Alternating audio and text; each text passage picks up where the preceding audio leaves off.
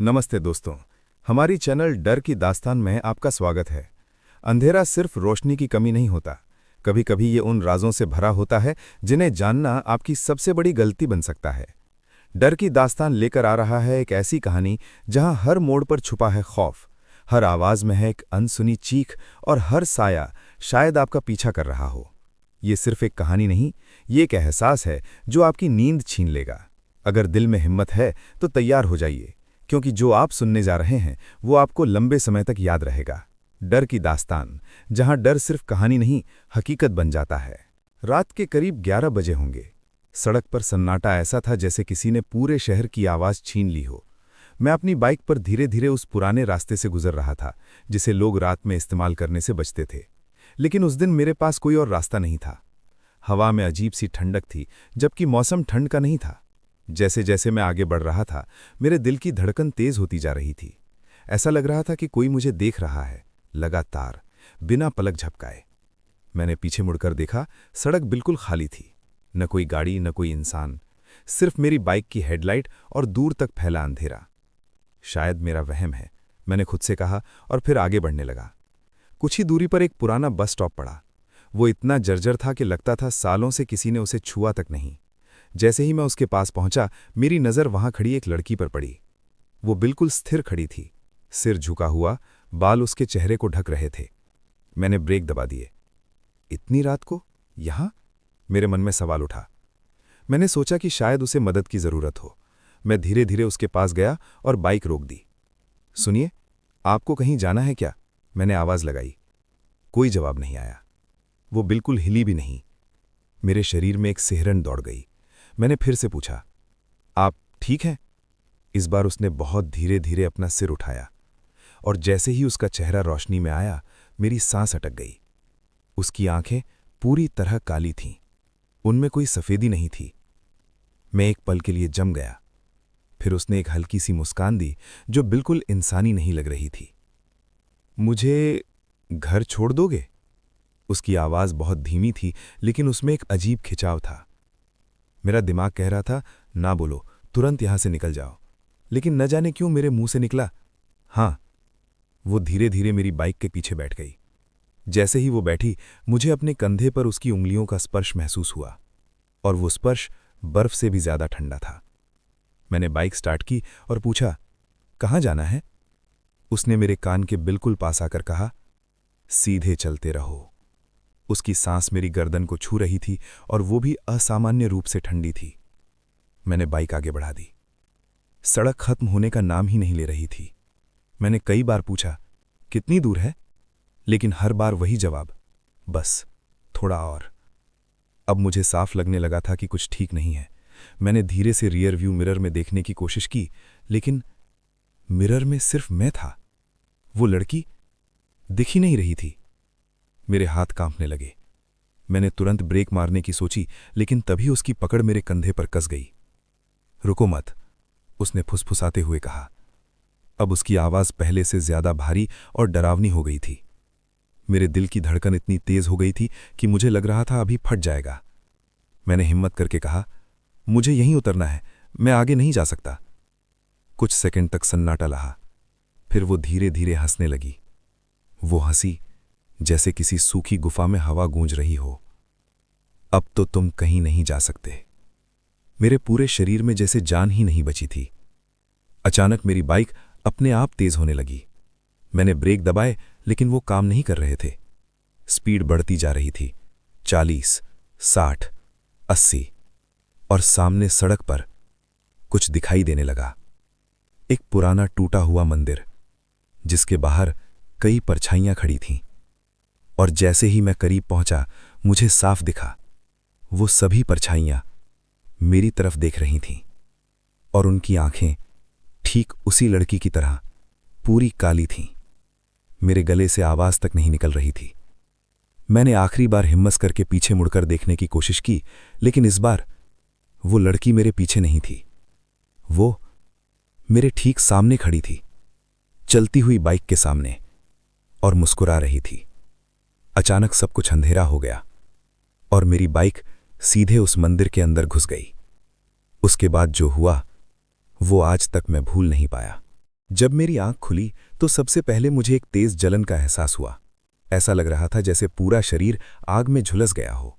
मैंने उठने की कोशिश की, लेकिन हाथ पैर जैसे मेरे अपने ही नहीं थे। कुछ सेकंड बाद मुझे एहसास हुआ कि मैं जमीन पर पड़ा हूं और मेरे आसपास घुप्पा अंधेरा फैला हुआ है। धीरे धीरे मेरी सांसें सामान्य होने लगी और मैंने खुद को संभालकर बैठने की कोशिश की। तभी मेरी नज़र सामने पड़ी। वो वही पुराना मंदिर था, लेकिन अब वो पहले से भी ज्यादा डरावना लग रहा था। दीवारों पर काले धब्बे थे, जैसे किसी ने जलाकर उन्हें बिगाड़ दिया हो। छत से जाले लटक रहे थे और अंदर एक अजीब सी सड़ंद फैली थी। मैंने घबराकर इधर उधर देखा, मेरी बाइक कहीं दिखाई नहीं दे रही थी। मैं यहां कैसे आया? मेरे दिमाग में सवालों का तूफान चल रहा था। तभी अचानक, तुम आ ही गए।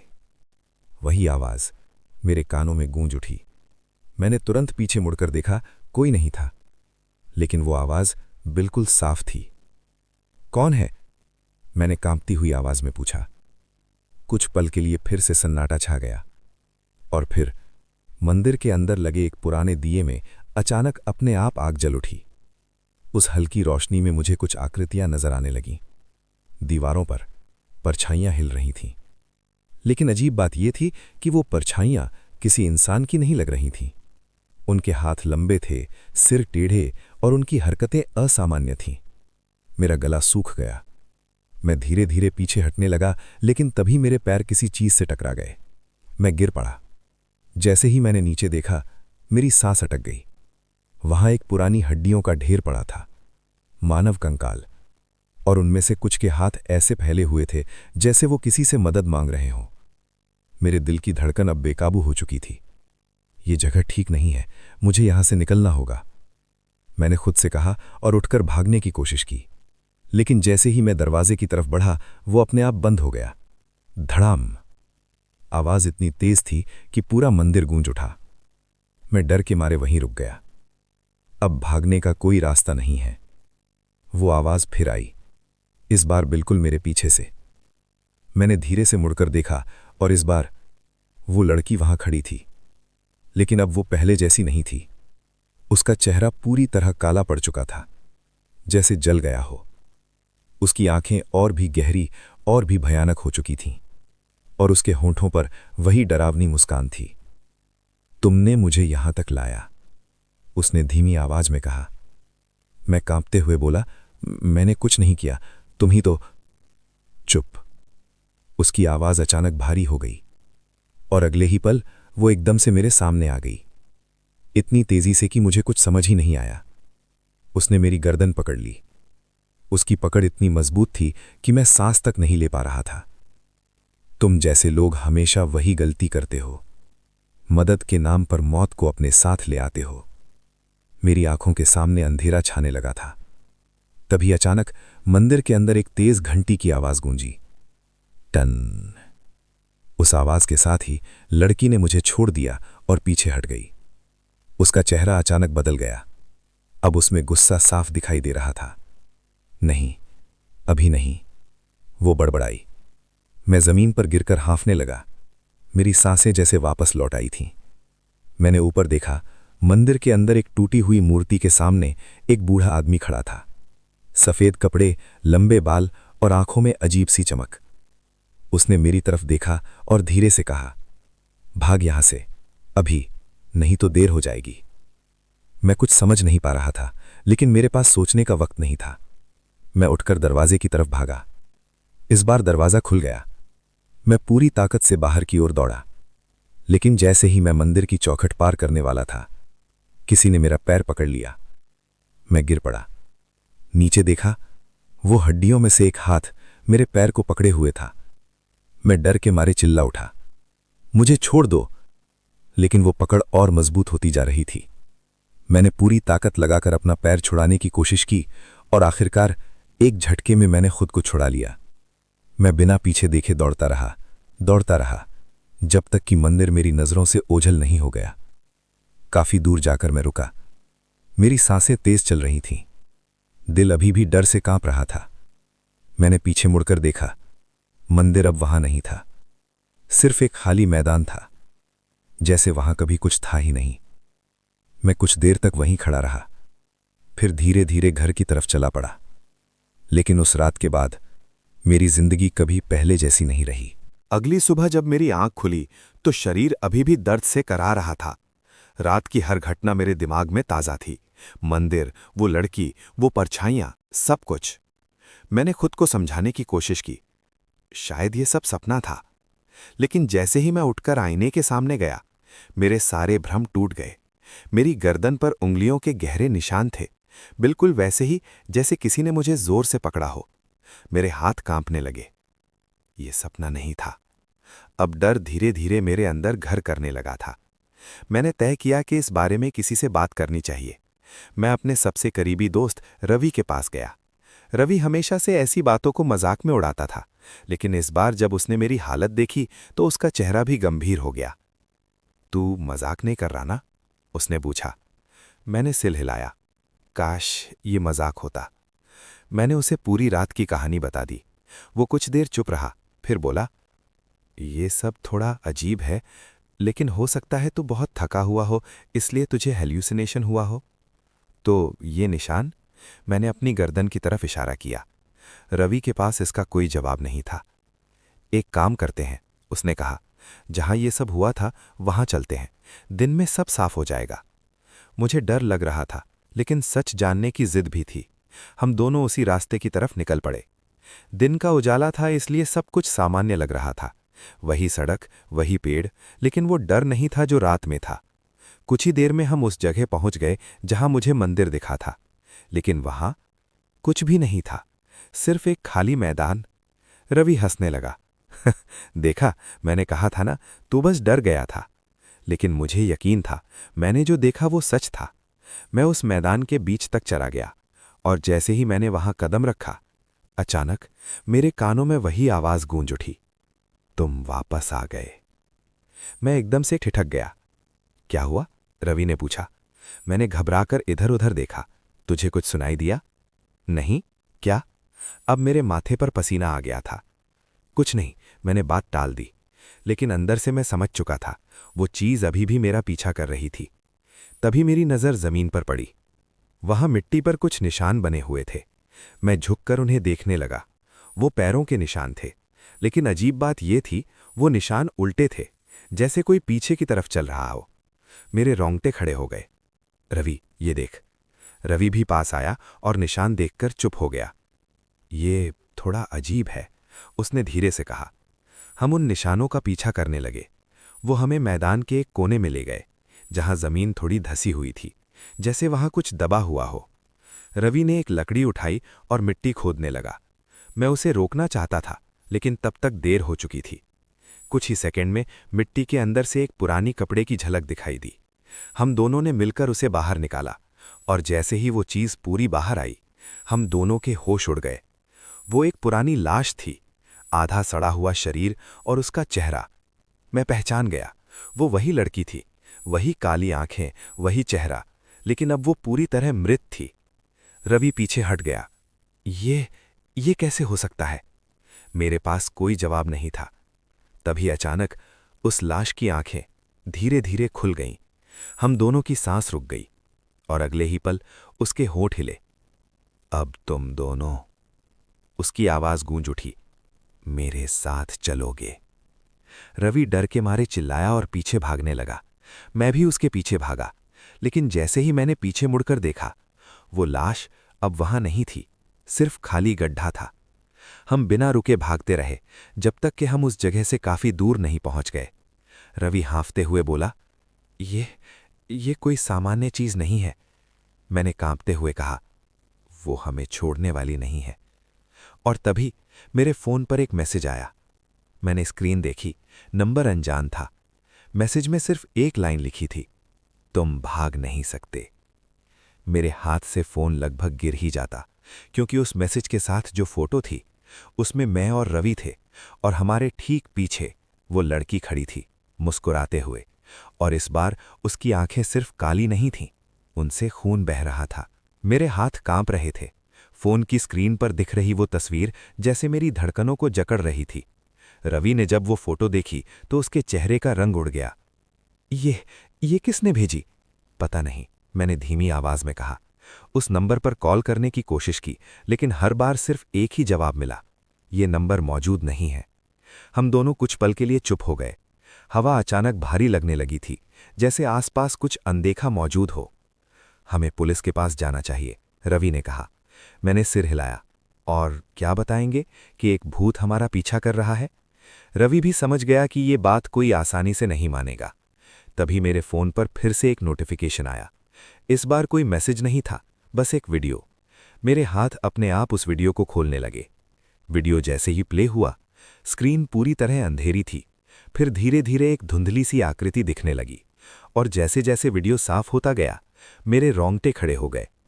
वो वीडियो उसी पुराने मंदिर का था, लेकिन इस बार कैमरा मंदिर के अंदर घूम रहा था, जैसे कोई उसे अपने हाथ में पकड़कर रिकॉर्ड कर रहा हो।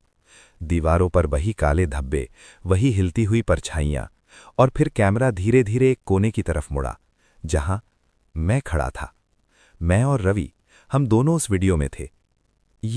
ये अभी का है? रवि घबराकर बोला। नहीं, ये तो।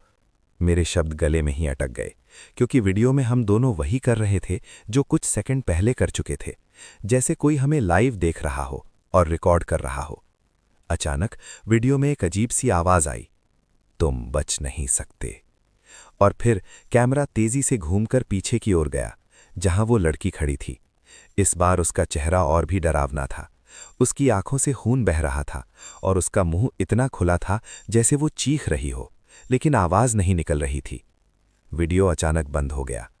मेरे हाथ से फोन गिर गया। रवि अब पूरी तरह डर चुका था। ये हमें मार डालेंगे, उसने कांपते हुए कहा। मैंने खुद को संभालने की कोशिश की। हमें कुछ करना होगा, ऐसे नहीं भाग सकते। क्या करेंगे? मैंने कुछ पल सोचा, फिर मुझे उस बूढ़े आदमी की याद आई जो मंदिर में दिखा था।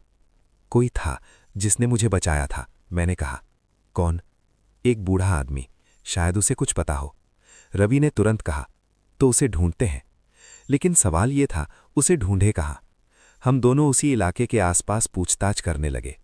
काफी देर बाद एक बूढ़े चाय वाले ने हमारी बात सुनी और धीरे से बोला, तुम लोग उस जगह गए थे? हमने हाँ में सिर हिलाया। उसने गहरी सांस ली।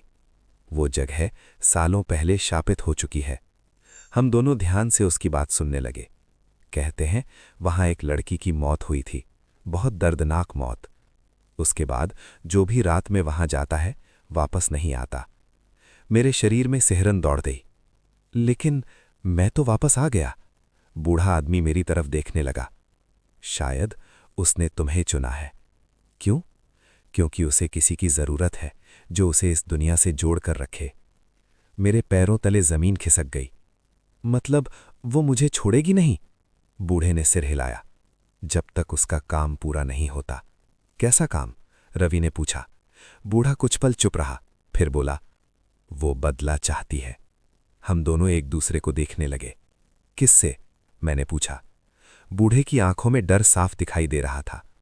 जिसने उसे मारा था वो अभी भी जिंदा है। मेरे हाथ पैर सुन्न हो गए।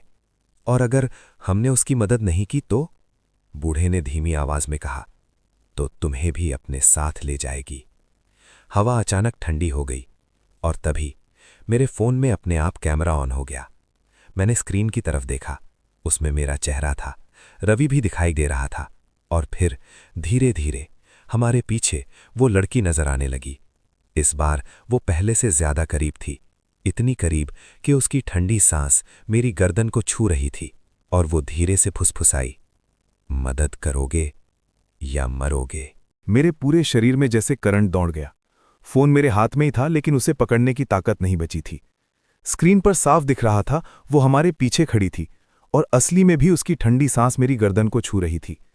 मैंने धीरे धीरे गर्दन घुमाने की कोशिश की, लेकिन हिम्मत नहीं हो रही थी। रवि ने डर के मारे मेरा हाथ पकड़ लिया, पीछे मत देख। लेकिन तब तक देर हो चुकी थी। मैंने अचानक पीछे मुड़कर देखा, और वहां कोई नहीं था। मैंने तुरंत फोन की स्क्रीन देखी, अब उसमें भी वो गायब थी। हम दोनों कुछ सेकंड तक एक दूसरे को देखते रहे, फिर अचानक चारों तरफ से एक धीमी हंसी गूंजने लगी। तुम लोग भाग नहीं सकते। आवाज हर दिशा से आ रही थी। चाय वाला बूढ़ा आदमी घबरा गया। मैंने तुम्हें पहले ही मना किया था, ये चीजें मजाक नहीं होती। मैंने उससे पूछा, हमें क्या करना होगा? बूढ़ा कुछ पल सोचता रहा, फिर बोला, अगर वो बदला चाहती है तो तुम्हें उसका सच जानना होगा। कैसे? उसकी मौत कैसे हुई, किसने की और क्यों? रवि ने तुरंत कहा, लेकिन हमें कुछ पता ही नहीं है। बूढ़े ने एक पुरानी दिशा की तरफ इशारा किया। उस गांव में जाओ जो इस सड़क के पीछे है। वहां के लोग सब जानते हैं, लेकिन कोई बताना नहीं चाहता। मैंने और रवि ने एक दूसरे की तरफ देखा। डर तो बहुत था, लेकिन अब वापस लौटने का कोई रास्ता नहीं था। हम उसी दिशा में चल पड़े। कुछ देर बाद हम एक छोटे से गांव में पहुंचे। गांव अजीब तरह से शांत था, जैसे वहां के लोग किसी डर में जी रहे हों। कुछ घरों के दरवाजे बंद थे, कुछ खिड़कियां आधी खुली थीं, और हर कोई हमें देख रहा था, लेकिन कुछ बोल नहीं रहा था। हमने एक बुजुर्ग आदमी से बात करने की कोशिश की। बाबा, हमें एक लड़की के बारे में जानना है। उसने तुरंत अपना चेहरा घुमा लिया। यहां ऐसी कोई बात नहीं होती, चले जाओ। उसकी आवाज में डर साफ था। रवि ने धीरे से कहा, ये लोग कुछ छुपा रहे हैं। हम आगे बढ़े, तभी हमें एक पुराना आधा टूटा हुआ घर दिखाई दिया। उस घर के बाहर एक छोटी सी लड़की बैठी थी। वो हमें देख रही थी, लेकिन उसकी आंखों में अजीब सी खालीपन था। मैं उसके पास गया। बेटा, यहां कोई रहता है? उसने धीरे से सिर उठाया और मेरी तरफ देखा। फिर बोली, वो अभी भी यहीं है। मेरे दिल की धड़कन तेज हो गई। कौन? लड़की ने उस टूटे हुए घर की तरफ इशारा किया। वो जिसे तुम ढूंढ रहे हो। रवि ने धीरे से कहा, ये बच्ची भी अजीब बात कर रही है। लेकिन अब मुझे समझ आ रहा था, हम सही जगह पर हैं। हम दोनों उस घर के अंदर जाने लगे। जैसे ही हमने दरवाज़ा खोला, एक तेज बदबू ने हमारा स्वागत किया। अंदर पूरी तरह अंधेरा था। मैंने अपने फ़ोन की टॉर्च ऑन की। जैसे ही रोशनी फैली, दीवारों पर कुछ अजीब निशान बने हुए थे, जैसे किसी ने नाखूनों से खरोंच खरोंच कर कुछ लिखने की कोशिश की हो। मैंने ध्यान से देखा। वो शब्द थे, बचाओ, मत मारो। मैंने कुछ नहीं किया। मेरे हाथ कांपने लगे। यहां कुछ बहुत गलत हुआ था। रवि ने धीरे से कहा, चल वापस चलते हैं। लेकिन तभी दरवाज़ा अपने आप बंद हो गया। धड़ाम। हम दोनों चौंक गए। ये क्या था? मैं दरवाजे की तरफ भागा, लेकिन वो अंदर से बंद हो चुका था। मैंने पूरी ताकत से उसे खोलने की कोशिश की, लेकिन वो हिला तक नहीं। तभी घर के अंदर से किसी के चलने की आवाज़ आने लगी। ठक ठक ठक, जैसे कोई धीरे धीरे हमारी तरफ बढ़ रहा हो। हम दोनों वहीं जम गए। मेरी टॉर्च की रोशनी उस आवाज़ की दिशा में गई, और जैसे ही वो आकृति सामने आई, मेरी सांस रुक गई। वो वही लड़की थी, लेकिन इस बार वो पहले से भी ज्यादा भयानक थी। उसका आधा चेहरा जला हुआ था और बाकी आधे पर गहरे कट के निशान थे। उसकी आंखें अब पूरी तरह खून से भरी थीं, और वो धीरे धीरे हमारी तरफ बढ़ रही थी। तुम सच जानना चाहते थे ना? उसकी आवाज गूंज उठी। हम दोनों पीछे हटने लगे। तो अब सब देखोगे। अचानक पूरा कमरा बदलने लगा। दीवारें हिलने लगीं, और अगले ही पल हम किसी और ही जगह खड़े थे। एक पुराना कमरा, जहां कुछ लोग खड़े थे, और बीच में वो लड़की बंधी हुई थी। चिल्ला रही थी, मुझे छोड़ दो, मैंने कुछ नहीं किया। मेरे शरीर में सिहरन दौड़ गई। ये उसका अतीत है, रवि ने कांपते हुए कहा। हम दोनों अब सिर्फ दर्शक थे, और जो होने वाला था वो हमारी सोच से भी ज्यादा डरावना था। कमरे का माहौल भारी था। हवा तक जैसे डर से जमी हुई थी। हम दोनों एक कोने में खड़े थे, लेकिन कोई हमें देख नहीं पा रहा था। जैसे हम सिर्फ गवाह थे उस भयानक सच के जो अब हमारे सामने खुलने वाला था। वो लड़की रस्सियों से बंधी हुई थी। उसके हाथों पर खून के निशान थे, चेहरा आंसुओं से भीगा था, और आंखों में सिर्फ डर। मुझे छोड़ दो, मैंने कुछ नहीं किया, वो बार बार यही कह रही थी। लेकिन सामने खड़े लोग, उनके चेहरों पर इंसानियत का नाम तक नहीं था। एक आदमी आगे बढ़ा। उसकी आंखों में गुस्सा और नफरत साफ दिख रही थी। झूठ बोल रही है तू, उसने चिल्लाकर कहा। तूने हमारे गांव पर अभिशाप लाया है। लड़की जोर जोर से सिर हिलाने लगी। नहीं, मैं निर्दोष हूं, प्लीज मुझे जाने दो। लेकिन उसकी एक भी बात कोई सुनने को तैयार नहीं था। रवि ने धीरे से कहा, ये लोग कुछ छुपा रहे हैं। मेरे दिल में एक अजीब सी कसक हुई। लेकिन ये गलत है, मैंने कहा। तभी एक और आदमी आगे आया। उसके हाथ में जलती हुई मशाल थी। आज इसका अंत होगा। मेरे पूरे शरीर में डर की लहर दौड़ गई। ये इसे जिंदा जला देंगे। मैं चिल्लाना चाहता था, उन्हें रोकना चाहता था, लेकिन मैं कुछ कर नहीं सकता था। वो लोग लड़की के चारों तरफ घेरा बनाकर खड़े हो गए। लड़की चीख रही थी, नहीं, प्लीज मुझे मत मारो। उसकी आवाज इतनी दर्दनाक थी कि मेरे आंखों में आंसू आ गए। और फिर मशाल उसकी तरफ बढ़ाई गई। आग धीरे धीरे उसके कपड़ों को पकड़ने लगी। पहले धुआं उठा, फिर लपटें तेज हो गईं। लड़की की चीखें पूरे कमरे में गूंजने लगीं। बचाओ, कोई तो बचाओ। मेरे कान जैसे सुन्न हो गए। मैं वो सब देख रहा था, लेकिन कुछ कर नहीं पा रहा था। उसकी आंखें सीधे मेरी तरफ देख रही थीं, जैसे वो मुझसे मदद मांग रही हो। और फिर अचानक उसकी चीखें बंद हो गईं। आग अभी भी जल रही थी, लेकिन अब वो चुप थी। पूरे कमरे में सन्नाटा छा गया। वो लोग धीरे धीरे पीछे हट गए, जैसे उन्होंने कोई काम पूरा कर लिया हो। मेरा दिल तेजी से धड़क रहा था। ये सच है, रवि कांपते हुए बोला। इसे जिंदा जला दिया गया। अचानक आग की लपटों के बीच कुछ हिला। मैंने ध्यान से देखा। उसका शरीर धीरे धीरे उठ रहा था। ये क्या? रवि की आवाज कांप गई। आग के बीच खड़ी वो लड़की अब पूरी तरह जल चुकी थी, लेकिन वो जिंदा थी। उसकी आंखें खुली, पूरी तरह काली, और उनमें एक अजीब सी चमक थी। अब मेरी बारी है, उसकी आवाज गूंज उठी। अगले ही पल पूरा दृश्य हिलने लगा, जैसे कोई भयानक तूफान आ गया हो। वो लोग घबराकर इधर उधर भागने लगे, लेकिन देर हो चुकी थी। एक एक करके सभी लोग जमीन पर गिरने लगे। कोई अपने गले को पकड़ रहा था, कोई चीख रहा था, कोई हवा में उछलकर गिर रहा था, जैसे कोई अदृश्य ताकत उन्हें मार रही हो। कुछ ही सेकंड में पूरा कमरा लाशों से भर गया, और बीच में वो लड़की खड़ी थी, अब पूरी तरह बदली हुई, एक भयानक आत्मा में। अचानक सब कुछ फिर से अंधेरा हो गया, और अगले ही पल हम वापस उसी टूटे हुए घर में खड़े थे। मेरी सांसें तेज चल रही थीं। दिल अभी भी उस डरावने दृश्य से बाहर नहीं आया था। वो लड़की अब हमारे सामने खड़ी थी, लेकिन इस बार उसकी आंखों में सिर्फ गुस्सा नहीं था, बल्कि दर्द भी था। देखा उन्होंने मेरे साथ क्या किया। उसकी आवाज अब धीमी थी, लेकिन उसमें दर्द साफ सुनाई दे रहा था। मैंने हिम्मत करके कहा, तुम बदला चाहती हो? उसने धीरे से सिर हिलाया। हां, लेकिन उन लोगों में से एक। वो रुक गई, फिर बोली, अभी भी जिंदा है। मेरे दिल की धड़कन एक पल के लिए रुक गई। कौन? उसकी आंखें अचानक चमक उठीं। जिसने आग लगाई थी। रवि ने धीरे से पूछा, और हम क्या करें? वो हमारी तरफ धीरे धीरे बढ़ी, इतनी करीब कि उसकी ठंडी हवा हमें महसूस होने लगी। उसे ढूंढो, उसकी आवाज गूंज उठी, और मेरे पास लाओ। मैं डर गया, और अगर हमने मना किया तो? वो कुछ सेकंड तक चुप रही, फिर उसके चेहरे पर एक डरावनी मुस्कान आ गई। तो तुम दोनों भी उसी आग में जलोगे। कमरे का तापमान अचानक बढ़ गया, जैसे फिर से आग भड़क उठी हो, और अगले ही पल वो लड़की गायब हो गई। मैं और रवि वहीं खड़े रह गए, डरे हुए, और अब एक ऐसे खेल में फंसे जहां या तो हमें किसी की मौत का कारण बनना था या खुद मरना था। हम दोनों कुछ देर तक वहीं खड़े रहे, जैसे हमारे पैरों ने जमीन पकड़ ली हो। कमरे में फिर से वही सन्नाटा था, लेकिन अब वो पहले जैसा नहीं था।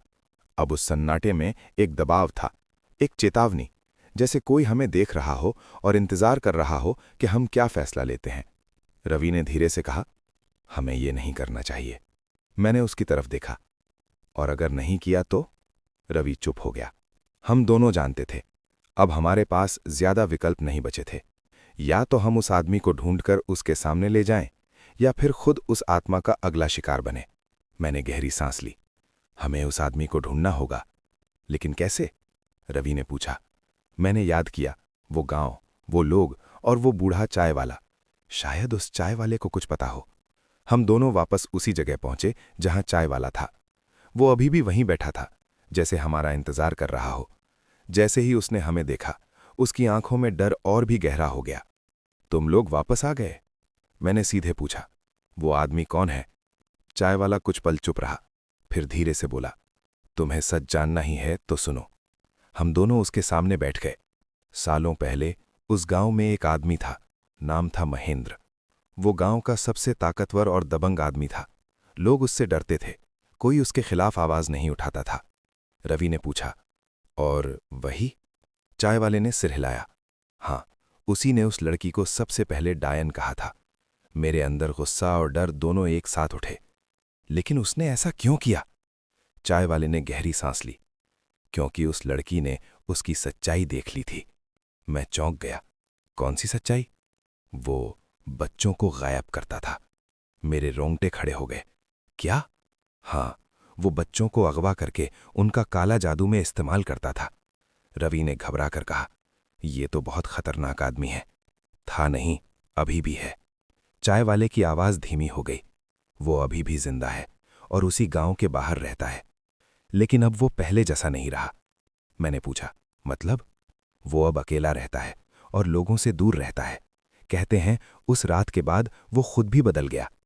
मैंने सोचा शायद उसे अपने किए का पछतावा है, लेकिन तभी चाय वाले ने मेरी तरफ देखा। पछतावा नहीं, डर। वो हर रात चिल्लाता है, कहता है कि वो लड़की उसे दिखती है। मेरे दिल की धड़कन तेज हो गई। तो हमें उसे ढूंढना होगा। चाय वाले ने एक दिशा की तरफ इशारा किया। उस जंगल के पार एक पुराना घर है, वहीं रहता है वो। रवि ने धीरे से कहा, जंगल? चाय वाले ने सिर हिलाया। हाँ, लेकिन ध्यान रखना, वो जगह भी सुरक्षित नहीं है। मैंने पूछा, क्यों? चाय वाले की आंखें गहरी हो गईं। क्योंकि वो आत्मा सिर्फ तुम्हारा पीछा नहीं कर रही, वो हर जगह है। मेरे अंदर एक ठंडा डर बैठ गया, लेकिन अब पीछे हटना संभव नहीं था। हम दोनों उस जंगल की तरफ निकल पड़े। जैसे जैसे हम अंदर जाते गए, रोशनी कम होती गई, पेड़ घने होते गए और हवा भारी। चारों तरफ अजीब सी आवाजें आने लगीं। पत्तों की सरसराहट, टूटती टहनियों की आवाज और कहीं दूर से आती धीमी फुसफुसाहट। रवि ने डरते हुए कहा, मुझे ये जगह ठीक नहीं लग रही। मैंने भी महसूस किया जैसे कोई हमारे पीछे पीछे चल रहा हो। मैंने अचानक पीछे मुड़कर देखा, लेकिन वहां कोई नहीं था।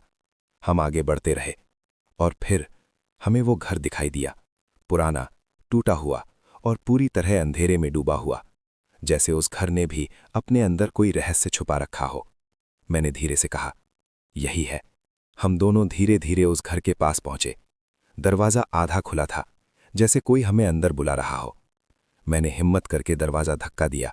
क्रीक। दरवाजा खुल गया। अंदर पूरा अंधेरा था। मैंने टॉर्च ऑन की और जैसे ही रोशनी अंदर फैली, एक कोने में कोई बैठा हुआ दिखाई दिया।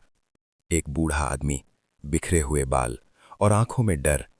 वो खुद से ही कुछ बड़बड़ा रहा था। वो आ रही है, वो मुझे लेने आ रही है। मेरे दिल की धड़कन तेज हो गई। यही है, महेंद्र। और जैसे ही हमने अंदर कदम रखा, वो आदमी अचानक हमारी तरफ देखने लगा। उसकी आंखों में पागलपन था और उसने चिल्ला कर कहा, तुम उसे लेकर आए हो ना?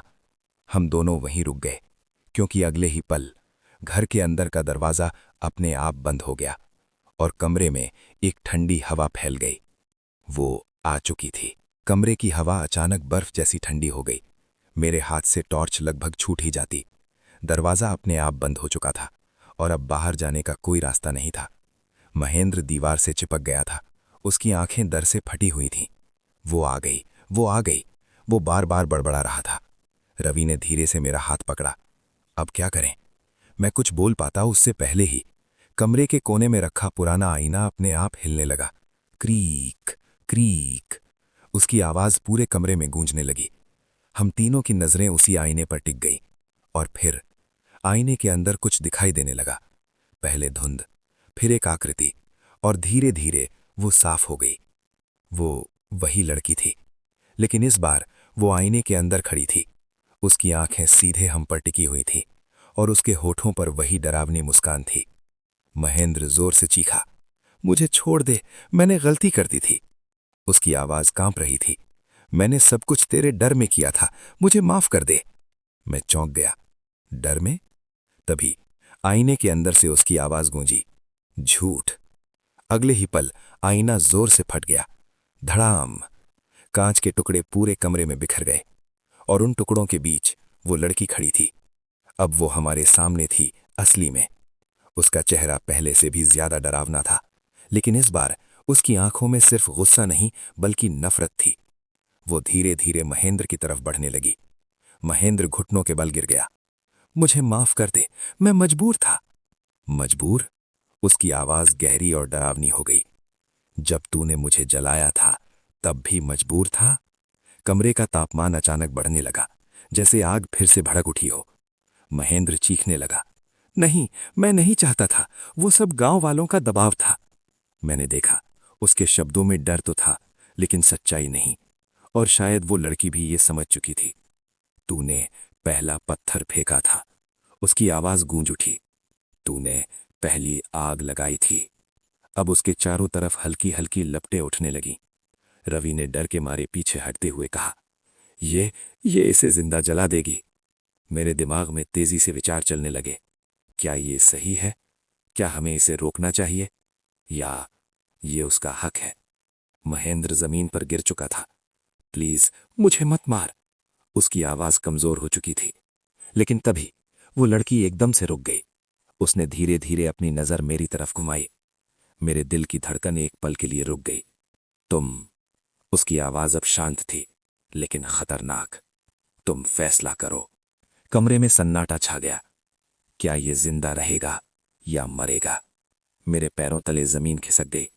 रवि ने घबरा कर कहा, ये हमसे क्यों पूछ रही है? मैं कुछ नहीं बोल पाया। वो लड़की मेरी तरफ बढ़ी, इतनी करीब कि उसकी आंखें मेरी आंखों में घुसती हुई महसूस हो रही थीं। अगर इसे छोड़ दिया, उसने धीरे से कहा, तो मैं कभी मुक्त नहीं हो पाऊंगी। और अगर इसे मार दिया, उसकी आवाज और गहरी हो गई, तो तुम्हारी आत्मा भी इस पाप में शामिल हो जाएगी। मेरे माथे पर पसीना आ गया। यह सिर्फ एक फैसला नहीं था, यह मेरी पूरी जिंदगी बदलने वाला था। रवि चिल्लाया, कुछ बोल, जल्दी बोल। महेंद्र जमीन पर पड़ा कांप रहा था, और वो लड़की मेरे जवाब का इंतजार कर रही थी। मेरे दिमाग में उसकी चीखें गूंज रही थीं, वो आग, वो दर्द। और फिर मैंने धीरे धीरे अपनी आंखें बंद की और फैसला ले लिया, क्योंकि अब वापस मुड़ने का कोई रास्ता नहीं था।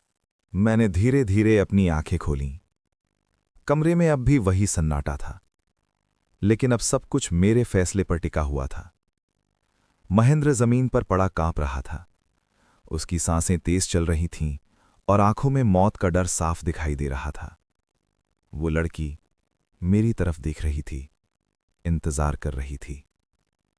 मैंने गहरी सांस ली और धीरे से कहा, इसे मारना सही नहीं होगा। रवि ने चौंक कर मेरी तरफ देखा।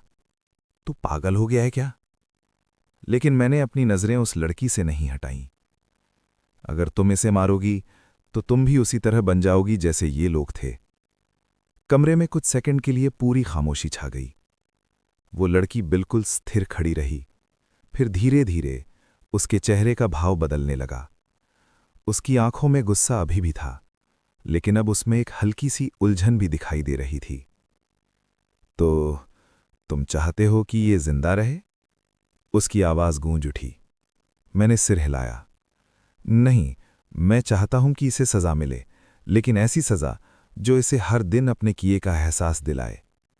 महेंद्र मेरी तरफ देखने लगा, जैसे उसे यकीन नहीं हो रहा था कि मैं उसकी जान बचाने की बात कर रहा हूं।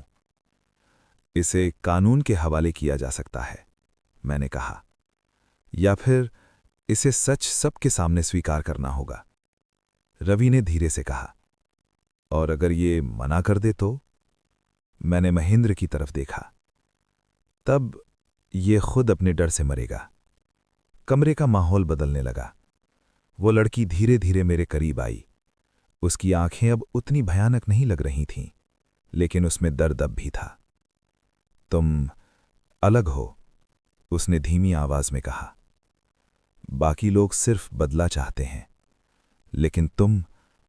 वो कुछ पल के लिए चुप हो गई, फिर बोली, तुम न्याय चाहते हो। मैंने कुछ नहीं कहा, लेकिन मेरे दिल की धड़कन अब भी तेज थी। तभी महेंद्र अचानक रोने लगा। मैं सब मान लूंगा, मैं सबको सच बता दूंगा, बस मुझे छोड़ दो। उसकी आवाज में अब सच्चाई थी, या शायद डर इतना बढ़ गया था कि वो झूठ बोल ही नहीं पा रहा था। वो लड़की उसकी तरफ मुड़ी, कुछ सेकंड तक उसे देखती रही, फिर धीरे धीरे उसके आसपास की लपटें गायब होने लगी। कमरे का तापमान सामान्य होने लगा।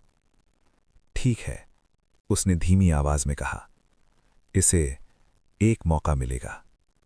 मेरे दिल से जैसे एक भारी बोझ उतर गया, लेकिन तभी उसने मेरी तरफ देखा। लेकिन अगर ये फिर से झूठ बोलेगा, उसकी आवाज अचानक गहरी हो गई, तो मैं वापस आऊंगी। महेंद्र जोर जोर से सिर हिलाने लगा। नहीं, मैं सच बोलूंगा, कसम से। कुछ पल के लिए सब शांत हो गया और फिर वो लड़की धीरे धीरे पीछे हटने लगी। उसका शरीर धुंधला होने लगा, जैसे वो इस दुनिया से दूर जा रही हो। लेकिन जाते जाते उसने आखिरी बार मेरी तरफ देखा। उसकी आंखों में अब गुस्सा नहीं था, बस एक हल्की सी शांति थी। और फिर वो गायब हो गई। कमरे में सिर्फ हम तीनों रह गए। मैंने राहत की सांस ली। रवि जमीन पर बैठ गया। ये खत्म हो गया क्या? मैंने धीरे से कहा, शायद। महेंद्र अब भी कांप रहा था, लेकिन अब उसकी आंखों में एक नया डर था, सच का डर।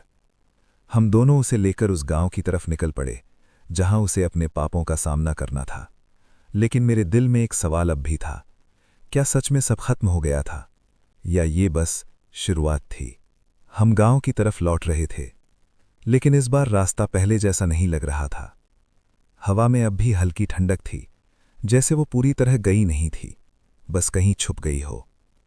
महेंद्र हमारे साथ चल रहा था, धीमे कदमों से, सिर झुकाए, जैसे हर कदम उसे उसके गुनाह याद दिला रहा हो।